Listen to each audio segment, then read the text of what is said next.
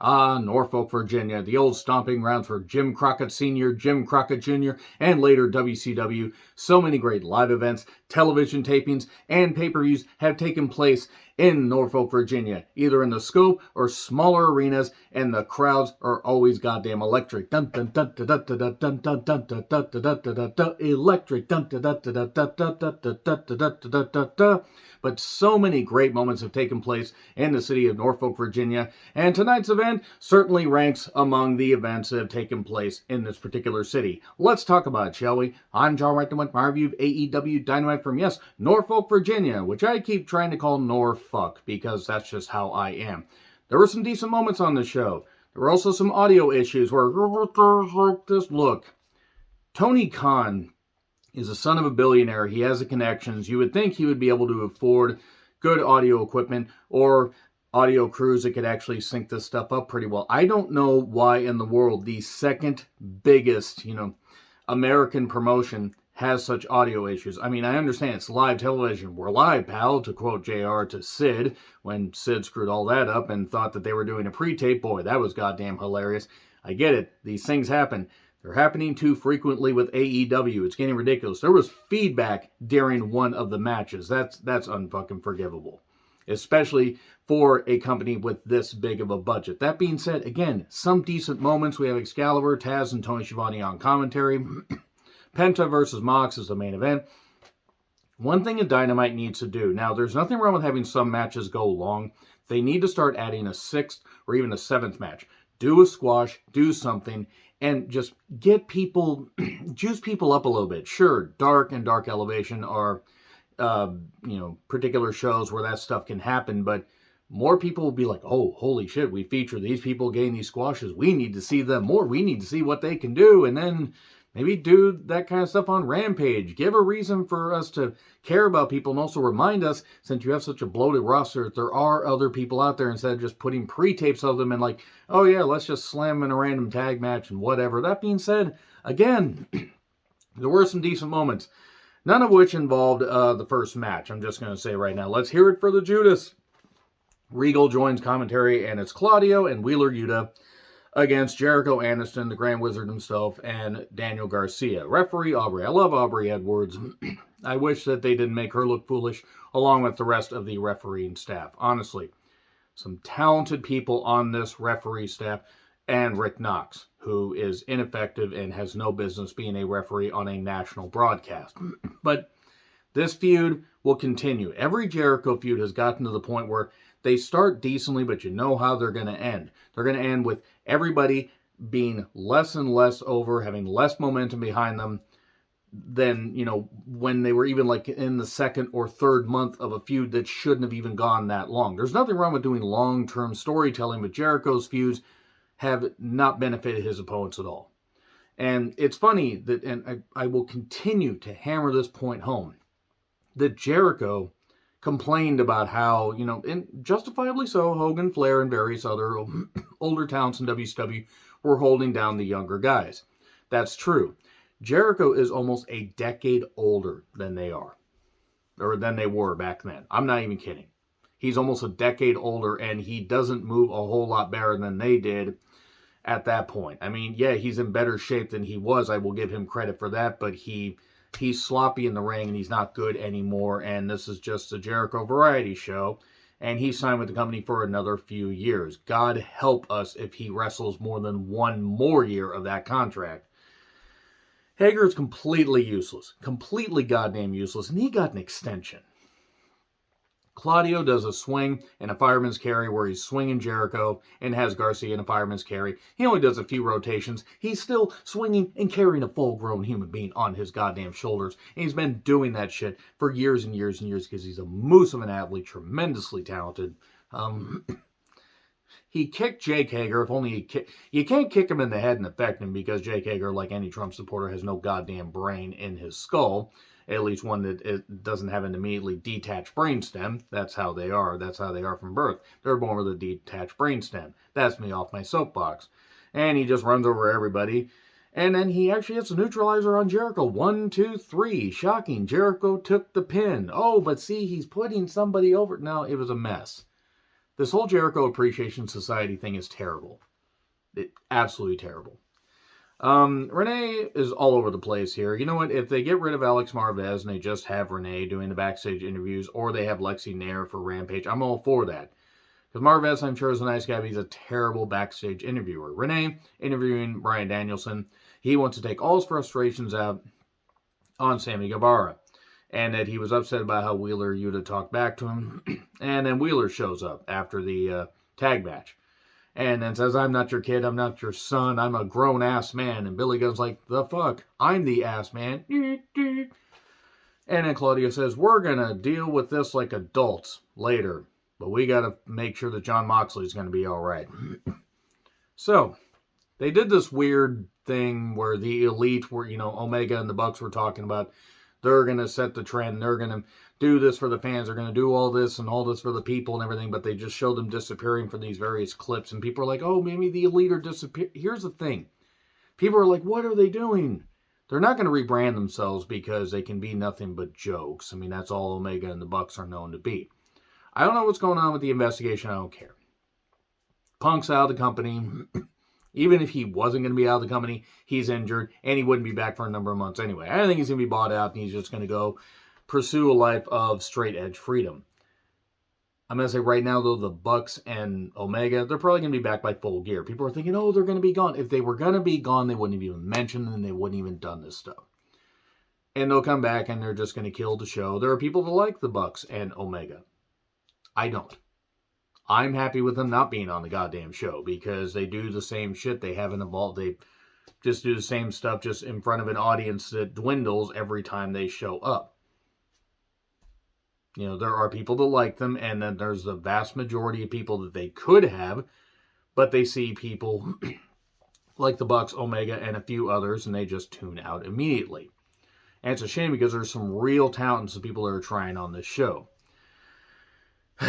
Jericho Appreciation Society, they do a promo, and just everybody's yelling. Everybody's yelling, I don't care. AEW needs to fix their audio issues is what I noted. FTR gets a big pop. The Guns are there, dressed up like them to mock them. Gee, I wonder if the Guns are going to factor in. They do. FTR take on Swerve in Our Glory, Swerve Strickland, and Shane Swerve Strickland, and Limitless Keith Lee. Number 1 contenders match. Acclaim show up, don't do a rap, sit on the stage. Okay, that's fine. Swerve is a great heel. I'm going to say right now I'm worried about Keith Lee. I know he had those health scares, or that big health scare, and I'm glad he's all right. And I am not one to say if somebody's healthy or unhealthy, but he looked really sloppy here. I don't know if it was timing. I don't know if he was tired. I don't know what it was. FTR was having to just basically do everything they could to make Lee look competent. He seemed off. I hope he's all right. But they did a hot tag spot that was cool. There was audio feedback because, again, somebody needs to really, straighten things up there. We get near falls. This got awkward, though. There were too many near falls. I'm not saying you need to just do 2 or 3, but it's to the point where it's like, okay, we get it. Number 1 contenders match. They were trying to make this epic, and FTR is a great team.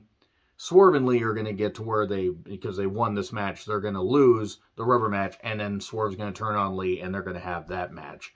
There was a powerbomb roll through.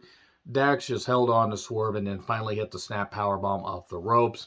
We get the powerplex spot, but Lee was out of position, and Cash almost splattered his back and almost probably broke his arm doing that. And then we get a big rig on Lee, which was impressive, but just 2. Their finisher gets a... And then Cash gets sent into the barricade with the gun. So they're holding him back. Low blow on Dax. And the Big Bang Catastrophe. Keith Lee smashes Dax with his BBC 1, 2, 3. There were good parts of this match. There were disappointing parts of this match. And again, Lee just looked really off. Really, really off. Then the Guns attack, and the Acclaimed immediately run them off. Speaking of being run off, I wish that somebody had run this segment off of the show. Renee's there with Saraya. I'll pronounce her name correctly when she stops dating and defending abusers. Until then, fuck her. Everybody else has. And here's Britt. They bicker like little school bitches, and Renee stops it. I'm going to say right now, Britt especially, I don't care about seeing Britt Baker. And I praised her last year and thought her title reign was going pretty well. In all honesty, Britt has just gotten to the point now where she seems entitled, and she did an interview where she talked about all the injuries she's fought through and everything and all this stuff. And wrestling's a tough, athletic line of entertainment and sport, and it is tough. It's tough on the body. Not that many people can do it, and very few can do it really, really well. Very few of those very few reach that elite status, especially with the talent pool being a little bit shallow, and they're hardworking people. Maybe, Britt, if you're getting injured all that time, you probably should go just to dentistry. Just saying. I mean, I get it. Sometimes that stuff's happened and it's been beyond her control. Other times, maybe don't fight through that many injuries. Maybe take it easy. Maybe stop wrestling like you're a drunk gazelle. Nevertheless, Renee is on the stage with MJF, and I'm not going to try and encompass this whole goddamn thing. But he says the devil worship. It's like, oh, Virginia has some devil worshippers. The devil has arrived. And about Moxley, and he does a Moxley impression, wandering around doing this and doing the drinking blood, eating bones, and that was pretty good. He calls Mox mid. The crowd is eating this up, and that he will not use the Dynamite Diamond ring to win at Full Gear. That he holds grudges. He puts him in a chip on his shoulder, and he will absolutely use that chip to destroy and beat Jon Moxley, but he's going to do it straight. He's not going to use the Dynamite Diamond ring. Stokely interrupts him. MJF stops him and says, I need Mox at 100%. If you even think about attacking him, if the firm attacks him, you're all going to be fired. Gee, I wonder what's going to happen. So, he then does his catchphrase, 3, 2, 1, I'm better than you, and you know it. I'm worried that they're going to turn MJF face. I'm going to go back to that at the end of the show. Taven, Bennett, Kanellis, Wardlow, and Joe do a pre-tape. Joe doesn't say anything. Taven and Wardlow speak. We're having a TNT match or TNT title match rather, on Rampage. Danielson versus Sammy with Ty. Regal on commentary. Sammy jumps to, look, there was a time where Sammy, even for all his faults and even for the bullshit, I could get past some of the stuff that he said, or at least push it to the side, and appreciate him for what he does. Now I just know he's a fucking idiot that likes to land on his head and do stupid shit, and I've seen everything that he can do and then some, and nothing excites me anymore. Also, Ty Conte can piss the hell off. They both can piss the hell off. They both could just leave the company tomorrow and I would not care. Danielson deserves better. He fires up. We get a lot of near falls, far too many. Poison Rana, I hate the Poison Rana, and Danielson wins with the triangle choke. Thankfully, Ty didn't interfere, and there you go.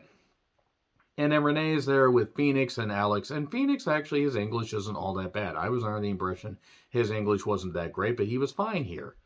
Because Alex is usually doing the speaking for him, and since it's not his native language, I wasn't sure. And Luchasaurus and Christian Cage show up. Is it going to be a number one contenders match? Orange Cassidy's shows up, hey, you talking about me? Talking about this? Because he likes to carry it in a backpack because he's a lazy, dumb son of a bitch. It's an embarrassment to wrestling.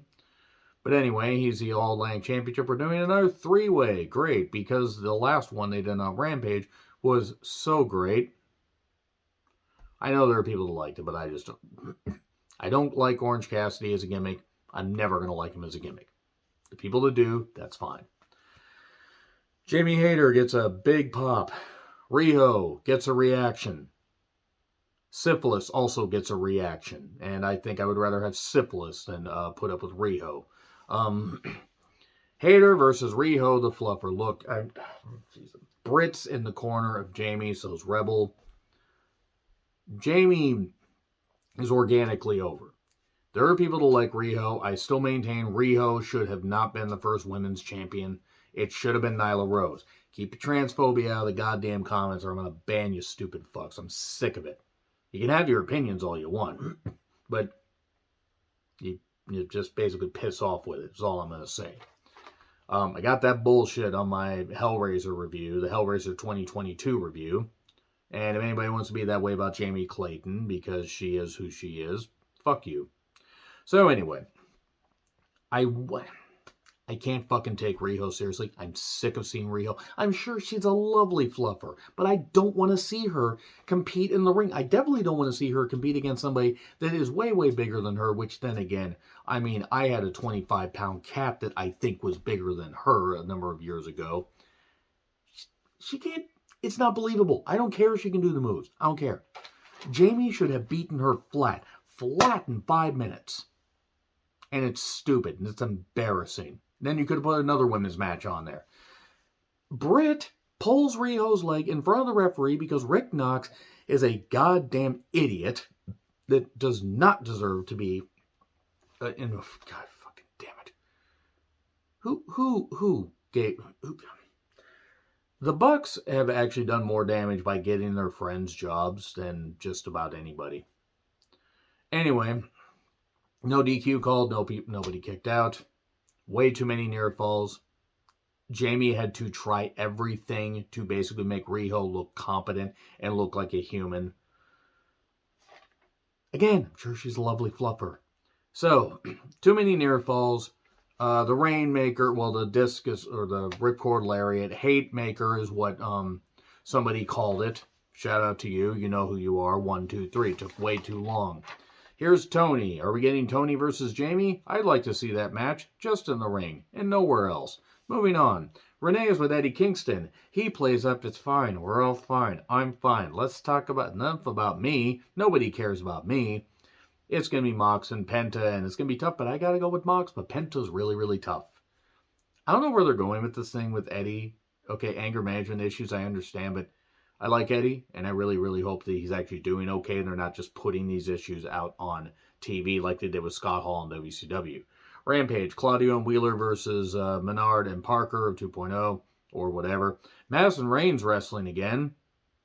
She's facing Ty, so I know where my bathroom break's going to be, because I would rather, well, I don't know, eat glass than put over Ty Conte now. And Wardlow versus Matt Taven for the TNT Championship. Darby versus Lethal. We cut to Darby basically saying he wanted Sting to go away so he could prove himself. And that he needs to do it on his own. He's going to make it after all. And his biggest weakness is himself. Well, who's Lethal's friend that knows his greatest weakness? Bring him. I don't know who it is. I don't care. And I'm sorry, but Giant Silva Jr. is embarrassing. Please stop featuring this goddamn dweeb on the show. And speaking of, look, I like Sanjay Dutt, but he should not be doing it. The promos are too comical. There are parts of this show that need to be rectified, need to be trimmed, they need to be shored up, or they need to be cut out completely. They got to tighten things up on this show. They got too many people. I'm all for giving people jobs. Format this thing. And Renee is going to sit down with Saraya, and Britt. Whatever. All-Atlantic three-way that I mentioned earlier. Jericho versus a former Ring of Honor champion. I don't know who it's going to be. Low-key. That would be hilarious.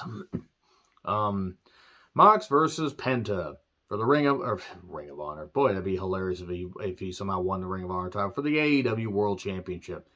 Look, they did stuff, and here's what they basically did. Penta does a dive, we go to break, they do chops, punches, they stay outside for the whole goddamn break. We get a stuff pile driver for 2, then the arm snap. Penta comes right back with the arm snap. DDT on the steps. Lucky that Penta didn't rip his scalp off. I mean, the way he did that. Fear factor for 2. Paradigm shift and Death Rider 1, 2, 3. There you go. That's it right there. But that's not it. The firm attacks and MJF's conflicted. I don't know what I'm going to do. And then he runs down and is yelling, fire Stokely. And he's like, okay. And then William asks Morrissey does a kick. Speaking of idiots that haven't had their brainstem attached in a while. And then they attack him. Oh no, that's it. Oh no, it's MJF, and he had the firm on retainer, and he no longer does, and now they have no allegiance to him. Ethan Page hits the Ego's Edge, and then William asks Morrissey hits a choke slam through the table. Okay, one of two things. One, they're turning MJF at least into a tweener, which, okay, the crowd likes him. I can understand that. Or this is all Swerve, and the firm's going to help him, and it's going to be an NWO-style beatdown while the referee's down, and MJF's going to win. And this is all going to have been a ruse. I think that they're going to try to really turn MJF into a full-fledged babyface, or at least, semi-babyface, so Jericho can be the top heel, because that's what this company needs. More of Chris Jericho on his television program when he hasn't been proven to be a draw in years. Because all he is holding people down. Gonna be interesting to see what they do with this. I'm intrigued to see how they're going to go with MJF and Mox. Honestly, though, this show, kind of a mess. Agree, disagree what I said? Like, share, subscribe, Twitter handle in the description. I'm John Rethlin. I'll see you soon.